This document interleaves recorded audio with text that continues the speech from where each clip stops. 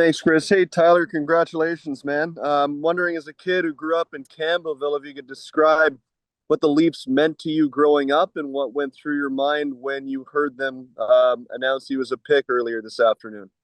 Yeah, obviously being from Campbellville, grew up a Leafs fan, been to plenty of games over the course of my childhood and even the recent years. I think just when that moment kind of happened, it was just pure excitement. Obviously to get drafted is every kid's dream, and to be drafted by your hometown team is one level even better than that. So I think that I kind of hit the jackpot with it, getting two birds with one stone, and it was just, pure joy and excitement when I was able to hear my name called.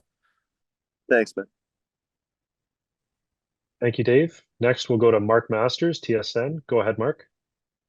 Tyler, I'm wondering what was it like sitting there waiting for it? Were you kind of looking to see where Toronto was picking? Like, what was the wait like?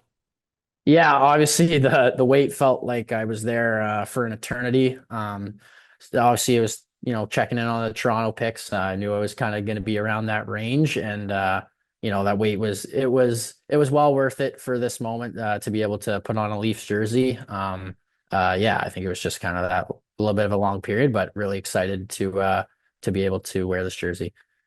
What was your favorite moment as a Leafs fan growing up? Ooh.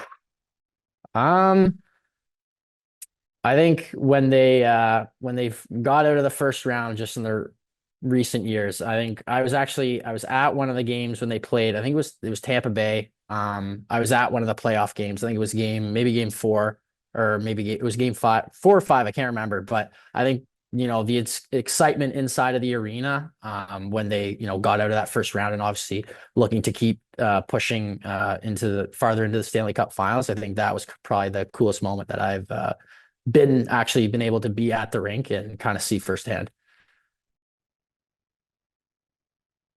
Thank you, Mark. Next, we'll go to Kevin McGran, Toronto Star. Go ahead, Kevin.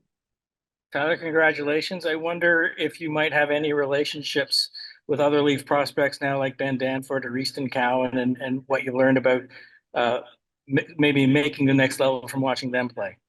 Yeah, I don't know them firsthand. Obviously played against them the last couple years. Both obviously really high end players, and looking really good this past year. Obviously both in the OHL final back to back years too. I think just obviously there's a lot of excitement with some of the prospects that Toronto's drafted over the last 2 years in those two. So yeah, I think just not knowing them yet, but I'm sure I'll get to meet them at development camp. And what about your own game? Where do you see yourself developing as a professional player in the next few years? Yeah, I think that something that I've tried to work on is my defensive game over the past 2 years. I think it's something that I've really kind of built a base on in my 16-year-old year, and kind of still leading into this year, but adding a little bit more of an offense. I think at the next level, I'm that third line center that is there, plays a 200-foot game, is able to move up and down a lineup, and is relied on by coaching staff. Thank you, Kevin. Next, we'll go to Joshua Cloak from The Athletic. Yeah, Tyler, just on that, where specifically do you want to improve in your game next season? I think offensively is kind of the biggest thing for me. I think I have the ability to contribute a little bit more to offensively to my team. So I think just kind of getting into the middle of the ice a little bit more, creating more scoring chances, and then just working on finishing in those opportunities more consistently. Are there any players in the NHL right now that you kind of model your game after? Yeah, I try to look at Anthony Cirelli as a guy I kind of look up to. He's kind of similar style, that 200-foot player that is, a little bit, flourishing offensively last year. And I think it's something that I'm trying to do as well in my game. Awesome. Thanks. Next, we'll go to Lance Hornby from the Toronto Sun. Go ahead, Lance.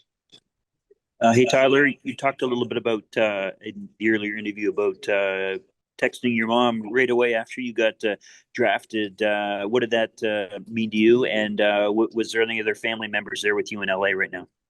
Yeah, with me right now, I have my mom, my dad, little sister, and my aunt and uncle. My aunt and uncle, have been to almost every single game since I can remember, minor hockey and in the OHL. So having them here as well has been pretty special. But my mom and my dad have been through everything with me. I've always been there to support me through ups and downs. And being able to share that moment with them was pretty special. Lance, did you have a follow-up there?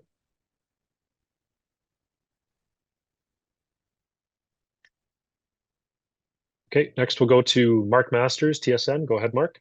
Yeah, I'm just wondering who your favorite Leaf was growing up. Austin Matthews, when he got drafted was my favorite Leaf. Kind of became one of my favorite players. Kind of looked up to him when I was younger. So I think Austin Matthews, John Tavares was another one that I liked when he came to Toronto. A lot of players to look up to in Toronto, obviously being kind of close to them. So yeah, those two are kind of the two big ones. And I'm wondering what your phone has looked like since this all went down. I know it's a bit of a blur and a whirlwind. I don't even know if you've had a chance to kind of check it really, but like what's that like? Yeah, I just looked at it before jumping on this call. I think there's like 100 or more texts probably now. There's 100 when I just looked. So a lot of people reaching out to support. Obviously, I've had a lot of people through my life that have been really special to me and able to kind of help support me to get to this moment right now.